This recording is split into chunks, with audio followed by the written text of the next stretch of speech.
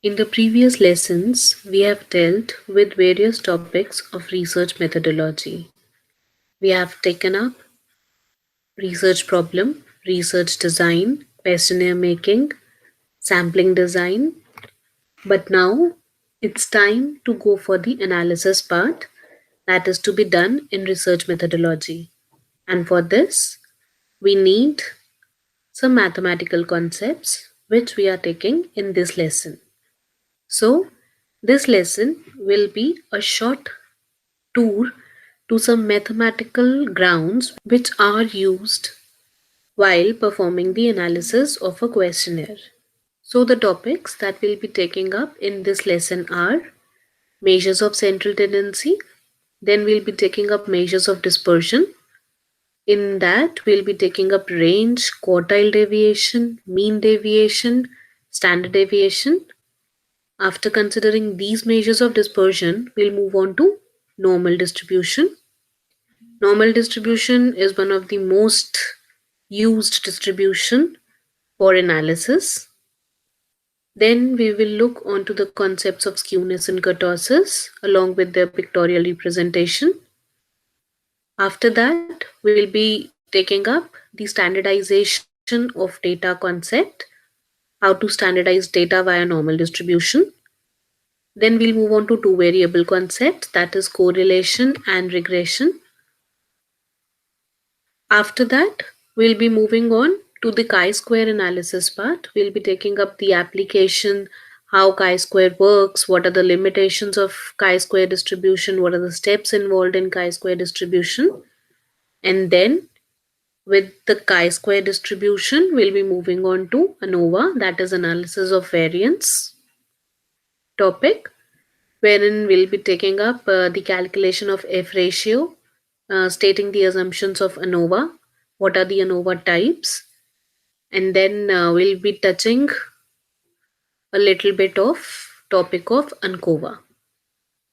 So with these concerns and topics, we'll take up how to analyze data mathematically. So let's begin with the first mathematical measure, that is measure of central tendency. A measure of central tendency is a single value that attempts to describe a set of data by identifying the central position within that set of data. As such, measures of central tendency are sometimes called as measures of central location.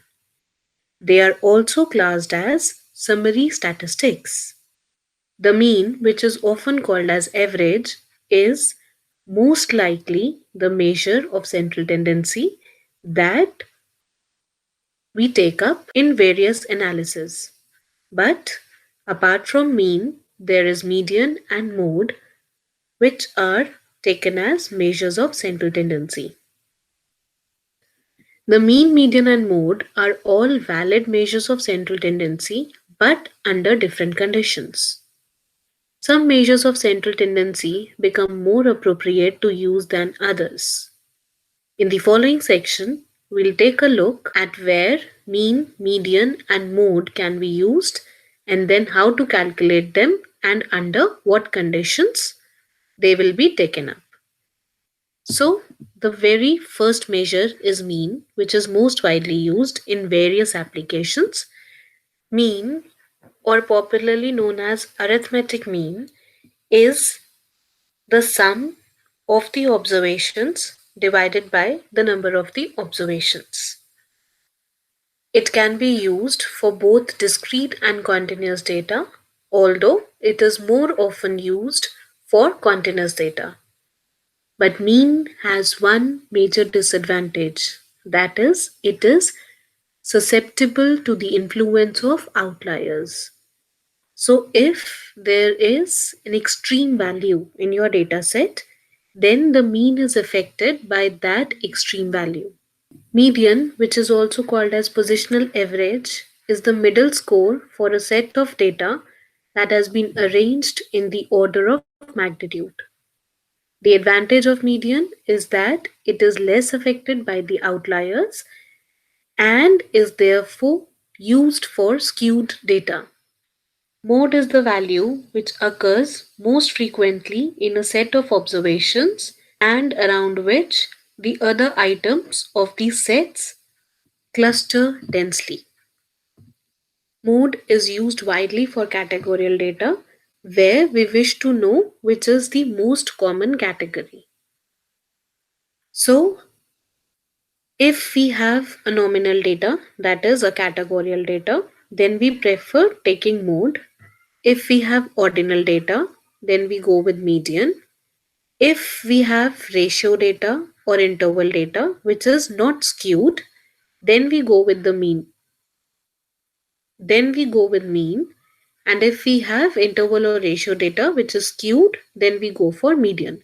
Because median is the one which is not affected by the outliers, so it can be used for skewed data, whereas mean is affected by the outliers, so we prefer taking up to those data where there is symmetricity. Now, before moving on, let's have a quick understanding on how to find out the values of mean, median, mode for discrete figures, and then we'll be taking up SPSS software and we'll be seeing how SPSS software easily gives these three values just on a click away. Suppose this is your data set and we want to find mean, median, mode, then SPSS directly gives its calculations. We'll just go for descriptive stats, then we'll go with descriptives. Data is a variable that we need to take into account. Then we'll go with options. For the time being, let us take mean only. We'll take up standard deviation, minimum, maximum later on.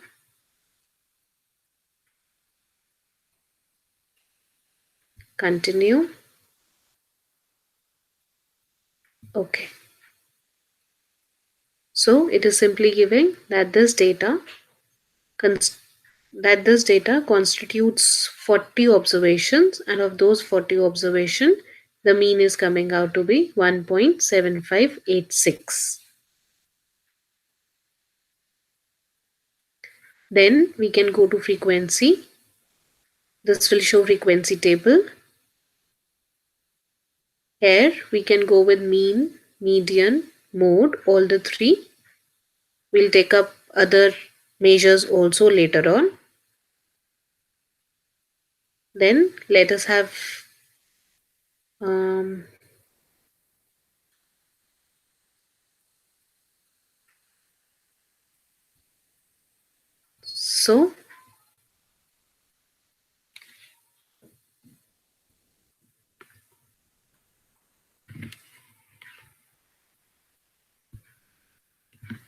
so this is the data set analysis. They are saying that there are 40 values, there is no missing value. Then the mean of the data set is coming out to be 1.7586. Median is coming out to be 1.76. Modal value, that is frequently occurring value, is 1.76. But it is showing that our data set is not unimodal, it is multimodal. So this way we can compute mean, median, mode. And as far as the formulas are concerned, so we have mean is simply the sum of observations divided by total number of observations. Median is the middle value. So if my data is odd data, then it is simply n plus 1 by 2th observation after arranging the data into ascending or descending order. And if it's even data, then it's the average of nth and n plus 1th observation. Then mode is the maximum frequency that is occurring in the data set. So this is the way by which we calculate mean, median, mode. Apart from these central tendencies, we have geometric mean, harmonic mean, etc. But they are not widely used. The most widely used central tendency is mean, and then it's median, and then it's mode. Mean median mode has its own merits and demerits, and we have already taken up that whenever your data is categorical, then we'll be making use of mode. We prefer making use of mode. If our data is skewed data, we prefer taking up median. And if our data is continuous or discrete, then we can take up mean for the analysis. Moving on to the measures of dispersion, we have, as the name suggests, the measure of dispersion shows the scattering of the data. It tells the variation of the data from one another and gives a clear idea about the distribution of the data. The measure of dispersion shows the homogeneity or heterogeneity of the distribution of the observations. The main idea about the measure of dispersion is to get to know how the data is spread over the x-axis and y-axis. It shows how much the data vary from their average value. So basically in statistics we can say there are two at most uh, important statistics. One is the mean, arithmetic mean or the average, and second is the variance, which is basically a measure of dispersion. Why these two are important? Because one is determining the central position and the other is determining the shape of the distribution. That is how spread your values are, how clustered your values are. So if your values are clustered enough, then we say that dispersion is less.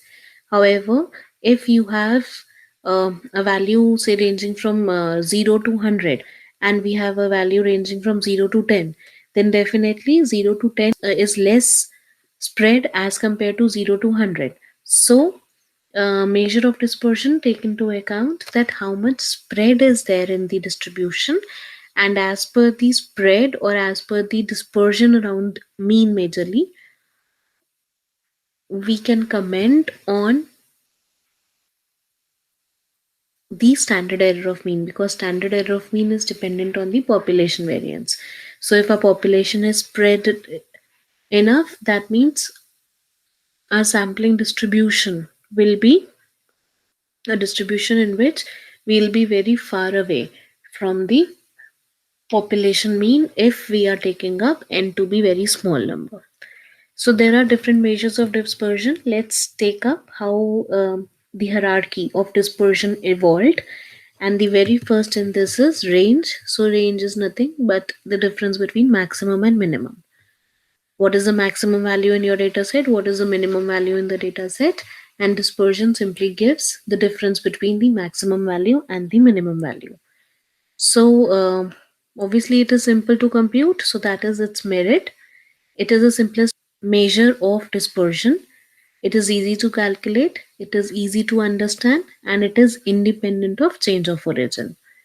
Whereas demerits is, it is based on two extreme observations. So whatever is happening in between these two observations is not creating impact on the dispersion. A range is definitely not a reliable measure of dispersion because it is only dependent on two extreme values and it is ignoring all the other values of the data. Then it is dependent on the change of scale. Obviously, if you are taking up 10 to 100 and you are taking up 200 to 300, then change of scale is changing the dispersion value or the range value. Then the next is quartile deviation. Quartile basically divides the data into quarters. The first quartile takes into account 25% of the values. Second, take into account 50% of the values of the data. And quartile 3 takes into account the 75% of the values in your data. So the first quartile that is given by Q1 is the middle number between the smallest and the median of the data. So first 25% of the data. The second quartile Q2 is the median of the data, that is 50% of the data. Third quartile Q3 is the middle number between the median and the largest number. So that means from end it is taking up 25%, or from beginning we are covering 75% of the data figures. So we have another measure of dispersion, is quartile deviation, and quartile deviation is Q3 minus Q1 by 2. So again, it has drawbacks and merits too. So the merits of quartile deviation are it uses half of the data, then it is independent of change of origin as of range, then all the drawbacks of range are overcome by quartile deviation. That is, we were talking of that range is based on extreme values, etc. So that is now taken off. Then the demerits is it ignores 50% of the data. It is dependent on the change of scale, and again, it is not a reliable measure of dispersion. Then comes mean deviation. So, mean deviation is basically the deviation from the central value. Mean doesn't mean that it is mean or x bar, it can be median, it can be mode. So, mean deviation is basically nothing but the difference of a value from its computed central value. And when we take average of it, then that becomes mean deviation. So if we take up mean deviation from average, then it will be 1 upon n summation xi minus a, where a is the mean or average. For grouped frequency, definitely frequency will be multiplied and it will give the answer. Merits of mean deviation, it is based on all observations as we are taking up summation or average of xi minus the central value that we are taking into account. It provides a minimum value when the deviations are taken from the median independent of change of origin. Then it has demerit that it is not easily understandable. Its calculation too takes time, is dependent on change of scale, and ignore positive and negativity in the mathematical treatment because we are taking mode into account. So all these limitations are basically covered up in standard deviation. That is one of the most widely used measure of dispersion. And in this measure of dispersion, we are taking up the average of sum of squares of the deviation from the central value. Why we are taking up square? Because there are two reasons for that. First, square incorporates the underutilization and overutilization of a particular value from its mean. So if I have say mean as 20 and observation as uh, 10 and one is 25. So me when we are squaring the difference, then it take into account equally the deviation. However, if the purpose of squaring is that it unintentionally add weight to our variance. For example, suppose one of my difference is coming out to be 0.1 and one difference is coming out to be 100. That is xi minus x bar is coming out to be zero point 0.1 and 1 xi minus x bar is coming out to be 100. So if we square up, then 100 will go 10,000 times. 100 will become 10,000 and zero point 0.1 will become 0.01. So basically we are saying that we are having more dispersion because of this wider difference. So if we have more wide ranges, squaring will definitely add on to those wide ranges or will actually exponentially rise those wide ranges. And as far as the formula is concerned, we have it is 1 upon n summation xi minus x bar whole square, or that is variance. So standard deviation will be square root of 1 upon n summation xi minus x bar whole square.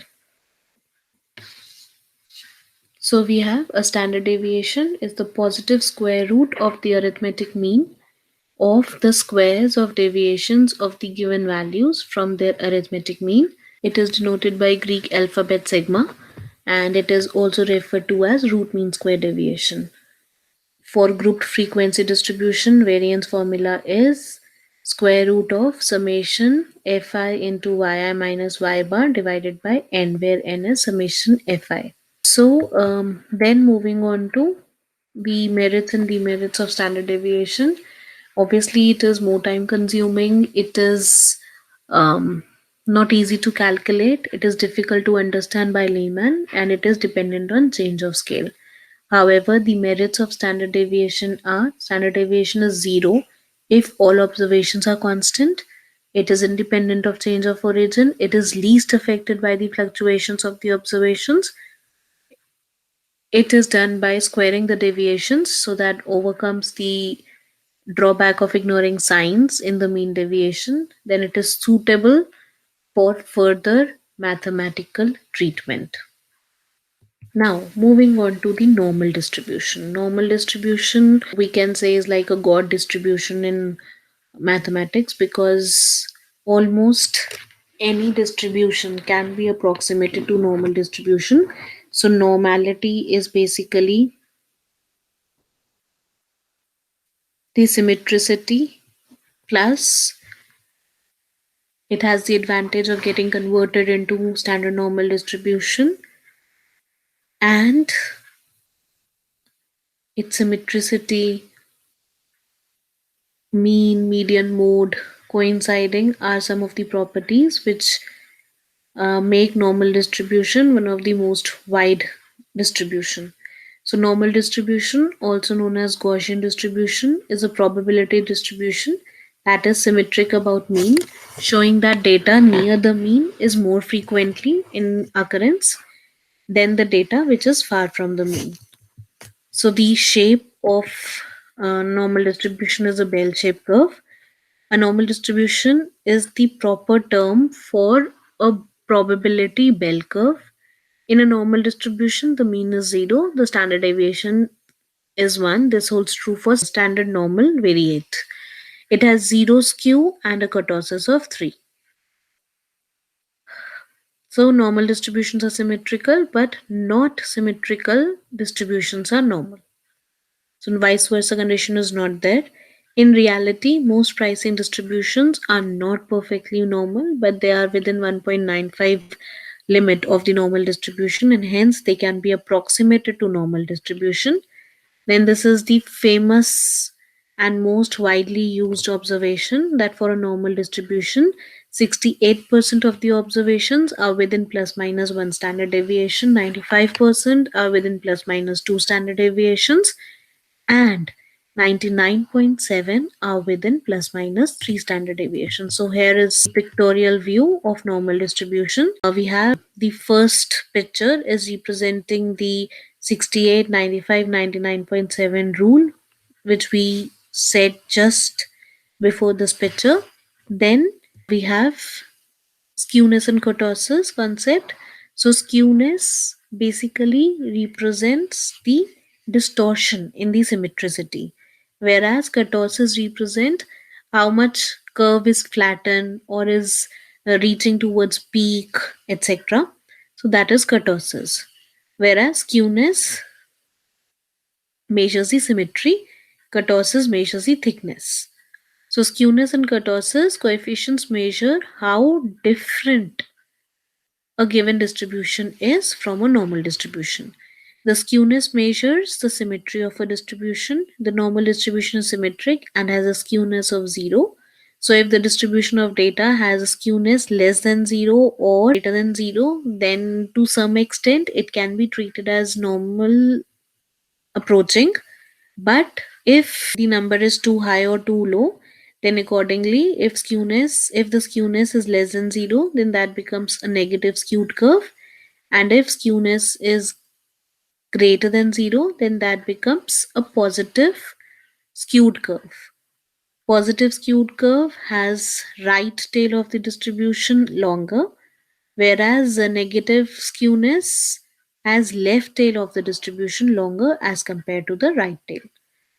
Coming on to kurtosis, kurtosis statistic measures the thickness of the tail ends of a distribution in relation to the tail of normal distribution. Distribution with large kurtosis exhibit tail data exceeding the tails of the normal distribution, that is, 5 or more standard deviation from the mean. Distributions with low kurtosis exhibit tail data that is generally less extreme than the tails of the normal distribution. So a normal distribution is mesokurtic. So anything which is not mesokurtic is either leptokurtic or platykurtic. So the normal distribution has a kurtosis of 3, which indicates that distribution is neither fat nor thin. So if an observed distribution has a kurtosis greater than 3, then that means it has heavy tails when compared to normal distribution. And if the distribution has kurtosis of less than 3, then we say it has thin tails when compared to normal distribution. So we have the blue curve in this is platykurtic. Platykurtic has more spread. Then we have leptokurtic. Leptokurtic is thinner at the mean, whereas the green curve is normal, standard normal distribution, which is mesokurtic. Now, one of the most wide applications of normal distribution is the z score or z score. The number of standard deviation from the mean is called as standard score, sigma, or z score. So, to convert a value into standard score, we just need three values. We need x, which follows normal distribution, we need mean, and we need the sigma. Sigma is the standardizing agent. So, first subtract the mean, then divide by standard deviation, and then doing this is called as standardizing the things. So, the z square formula is given by x minus mu upon sigma. This is the z score, or a score, or this is called as standard score. X is the value to be standardized, mu is the mean of the population, and sigma is the population standard deviation. So this was all about uh, normal distribution, how to convert normal distribution into standard normal distribution. Just giving a quick concept of correlation and regression. So correlation is definitely the relationship between two variables. So if we take into account statistics, then it determines that if one value is increasing, then the dependent value is increasing or decreasing.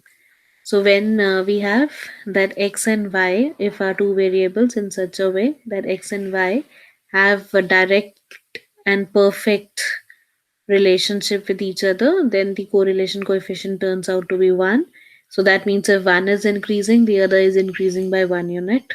And if there is negative correlation, perfect negative correlation, then if one is increasing by 1 unit, the other variable will decrease by 1 unit. So the word correlation is used in everyday life to denote some forms of association.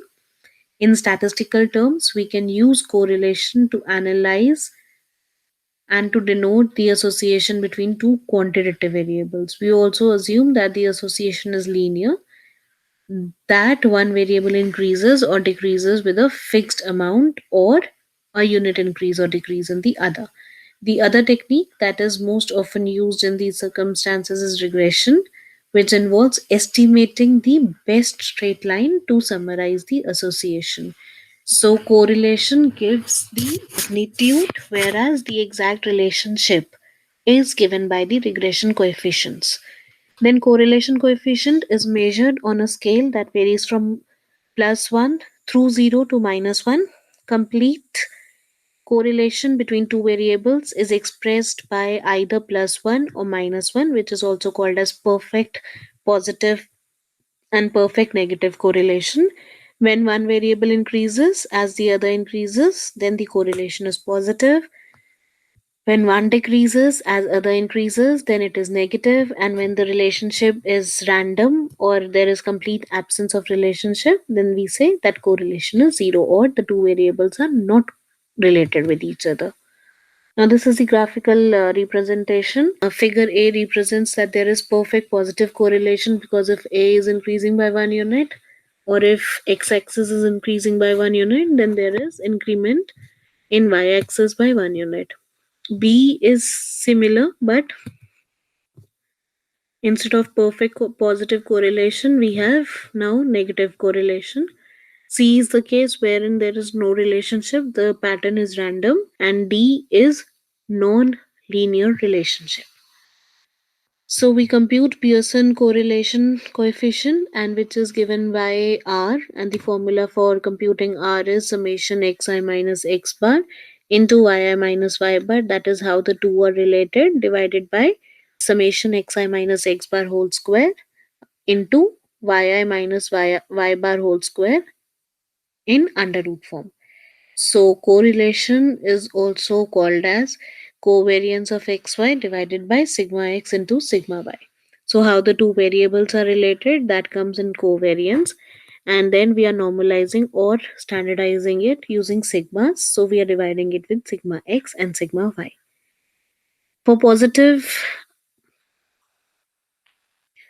Pearson R correlation, both variables should be normally distributed, and this holds true for negative or zero correlation too.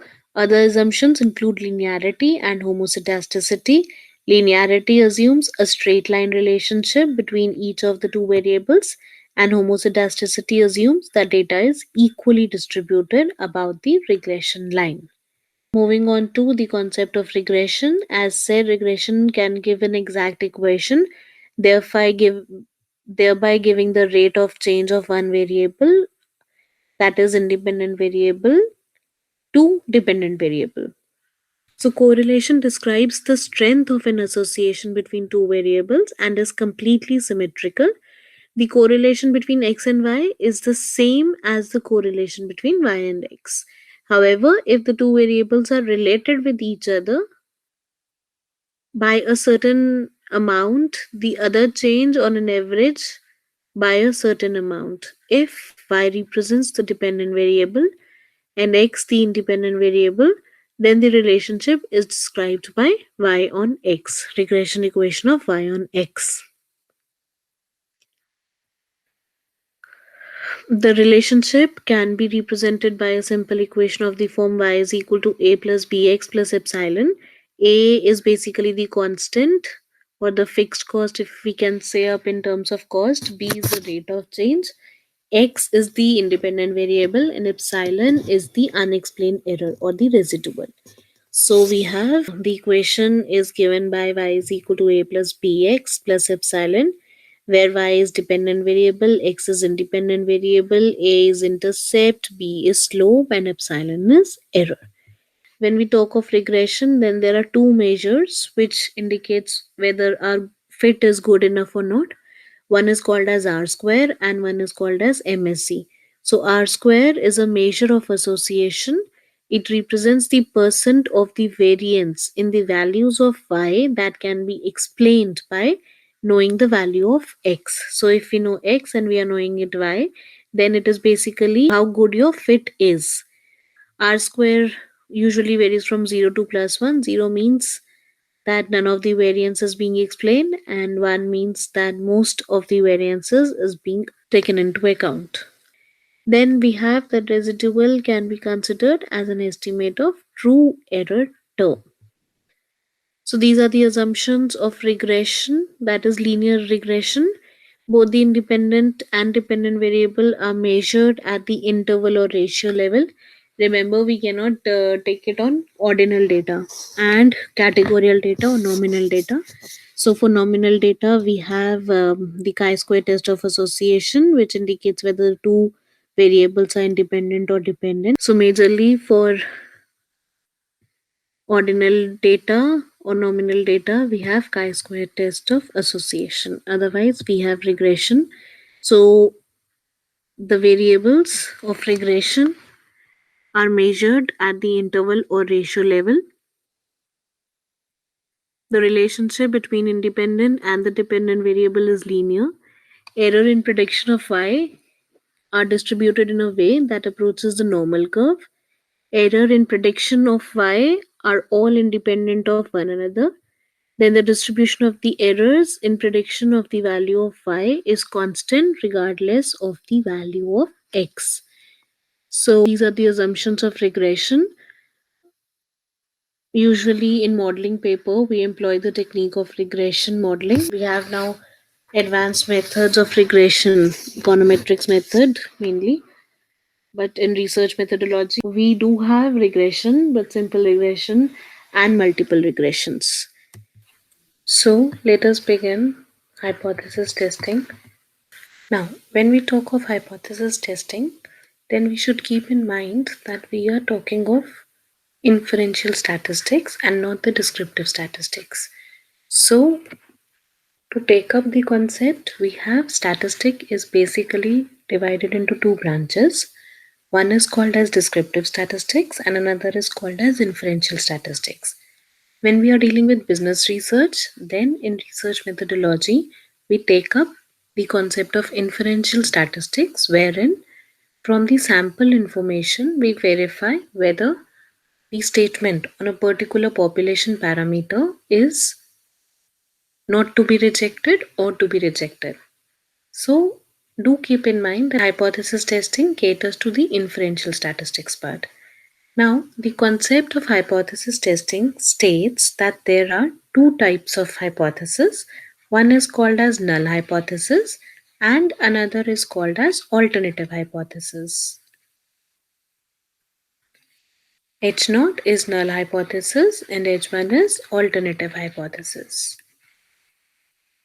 Now, what is the concept of null hypothesis and alternative hypothesis? Basically, these two are mutually independent cases, and suppose we need to test that the mean of the population is say mu naught or not, then in that case the null hypothesis will be the sample statistic does not differ significantly from the hypothetical parameter value, and in that case of hypothesis H naught will be the sample statistic do not differ significantly.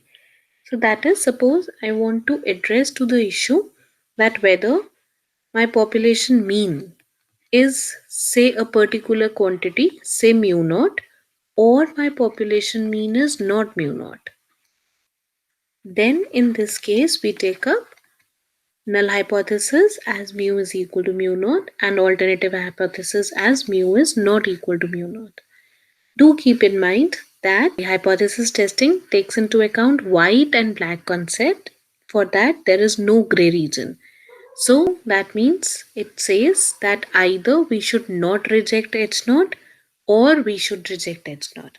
There is no middle way, and that is why we take up that H naught and H1 should complement each other. So, when we talk of hypothesis testing, therein we talk of one tail hypothesis testing and two tail hypothesis testing. Now, what is one tail hypothesis testing?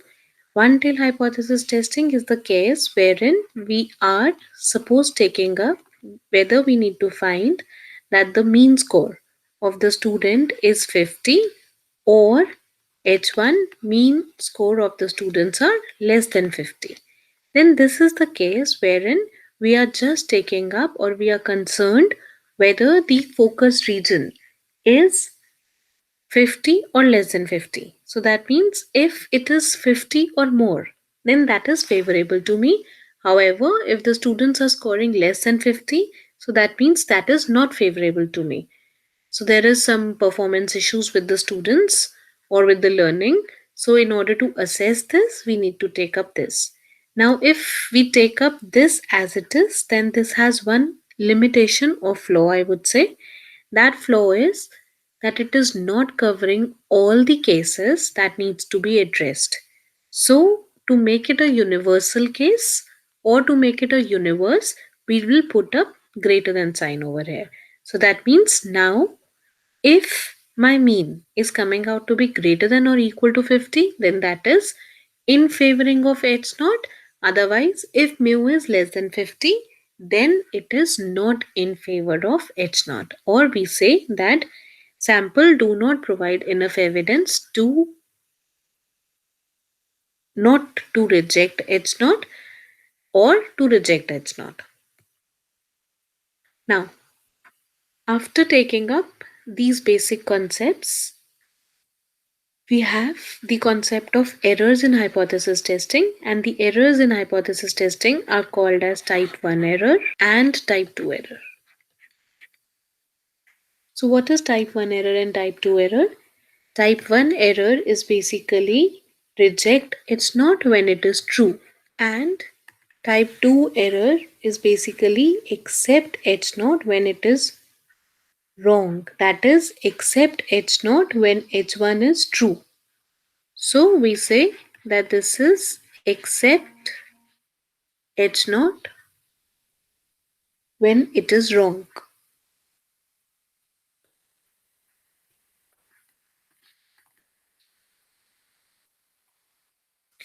Type 1 error is denoted by alpha, and this is called as level of significance. Type 2 error is denoted by beta.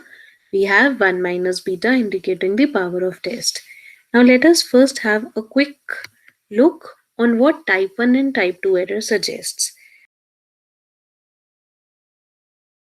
So this can be taken up by a very simple example. Type 1 error is also called as producer risk. That is, type 1 error is probability of rejecting a good lot. Rejecting a good lot.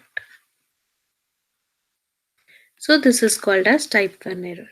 And what is type 2 error? Type 2 error is probability of accepting a bad lot. So this is beta. This is called as producer risk. And this is called as consumer risk. Now let's take up what is producer risk and what is consumer risk. So take a very simple case. Suppose you have box of apple and those box of apples contain 95 good apples and 5 are rotten apples. Now suppose a customer comes and he randomly pick up 3 elements or 3 apples from that box, and by chance it happened that all the 3 apples that came up in the hand of customer were rotten, rest 95 were good. So in that case, the consumer will reject a good lot, right? Although the lot was good, but it happened that out of 5, all the 3 apples landed in the hand of consumer. So such type of error is basically called as producer risk, while consumer risk is the reverse case. That is, now out of 100, 95 are rotten and 5 are fine. But consumer happened to pick up those 5 not rotten apple but perfectly fine apple. So he'll be accepting a bad lot, otherwise which was not consisting of good apples. So this is called as consumer risk. Now when we do hypothesis testing, then what matters to us is alpha. So we always keep up alpha to a set standard and then we conduct the hypothesis testing.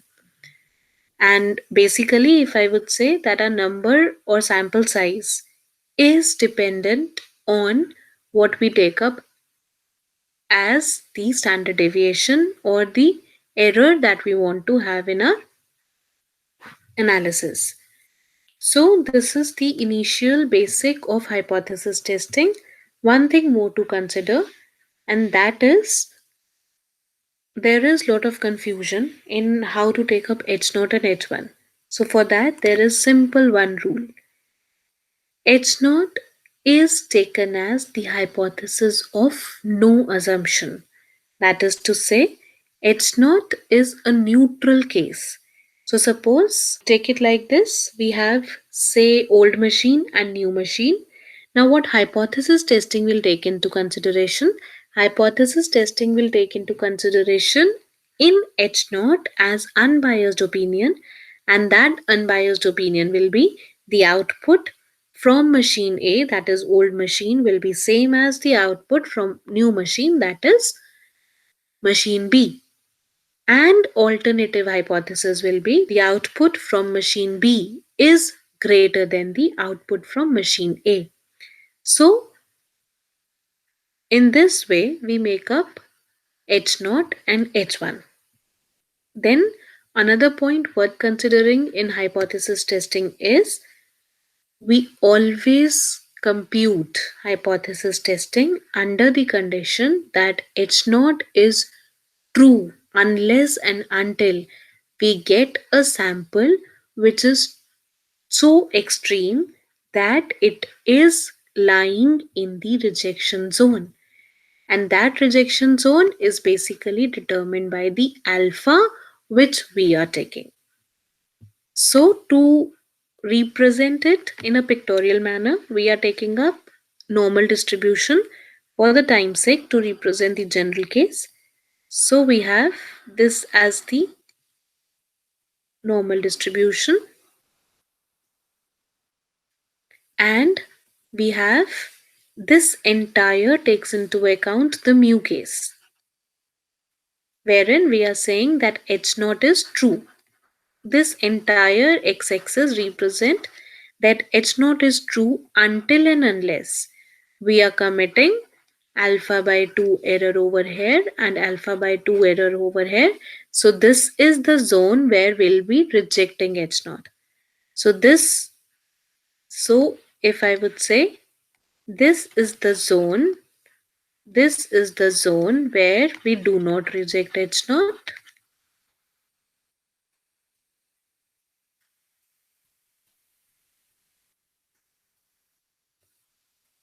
and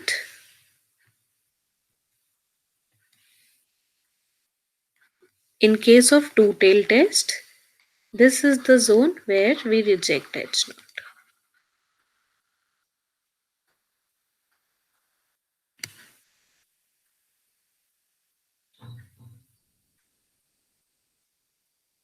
Now, if this would have been a two-tailed test, then how we go about it?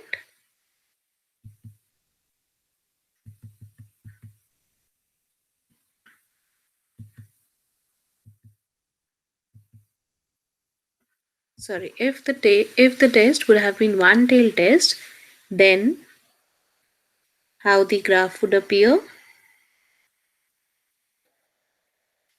So suppose our H naught is mu is less than equal to 50 and H1 is mu is greater than 50. Then in that case, we'll have this as a rejection zone and we'll have this as a do not reject zone. So that means if my computed statistic of mu, which is ultimately converted to standardized form of Z, if my calculated statistic is lying in this region, then we say that sample is not providing enough evidence to accept H naught. And if my sample statistic is lying in this region, then we say that do not reject H naught as per the sample. Or we say that sample do not give significant evidence to reject H naught. So this is the case wherein we are taking up H naught is say mu is less than equal to mu naught and H1 is mu is greater than mu naught. Now if it would have been the reverse case, then that is like this.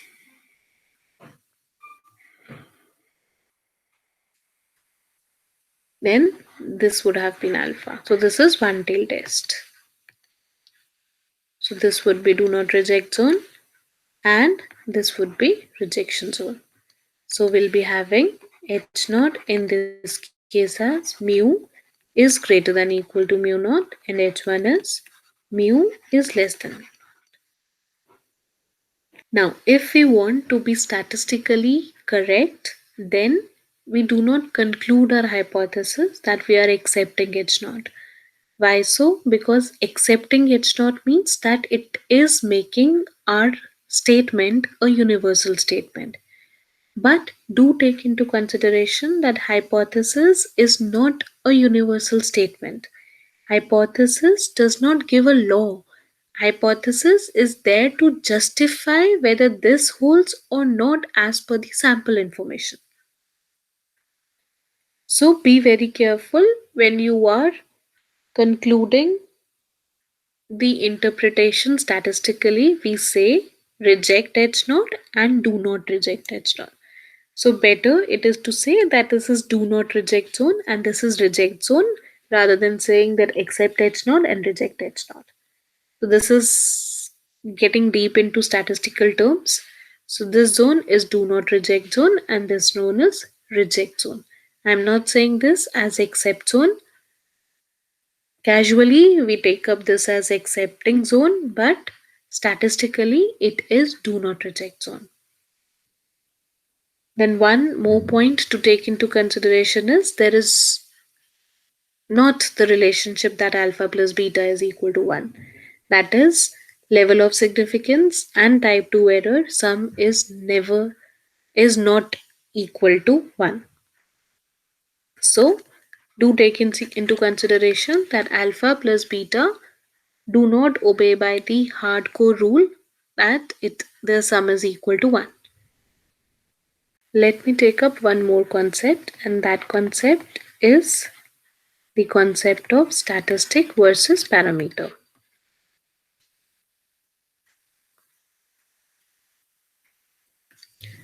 Now, what is the difference between statistic and parameter? Statistic is basically computed from the sample, whereas parameter is the value of the hypothesis that we need to assess. Practically, we can calculate statistic, but we cannot calculate parameter. Parameter can be taken as set standards. For example, we have suppose a cold drink bottle needs to be filled by 750 ml. So, in that case, we say we have a set standard of mu is equal to 750 ml. So, this 750 ml is usually the set standards, whereas when we talk of statistic, then corresponding to mu will be taking up x bar. So what we can do in this case is we can randomly take up, say, Coca-Cola for we can randomly pick up 24 bottles and take the average, and then we can compute whether the average filling in that Coca-Cola bottle is 750 or 770 or so.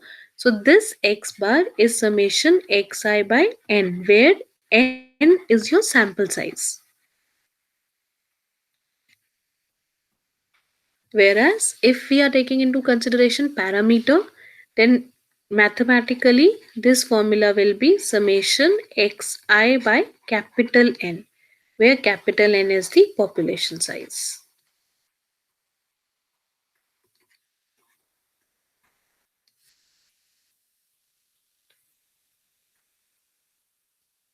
So, do not get confused between statistic and parameter.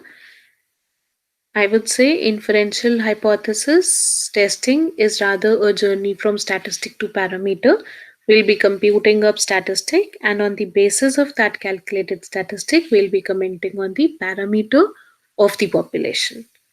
Now, when we are considering when we are considering the hypothesis testing, then we have that hypothesis testing can be classified into parametric test and non-parametric test.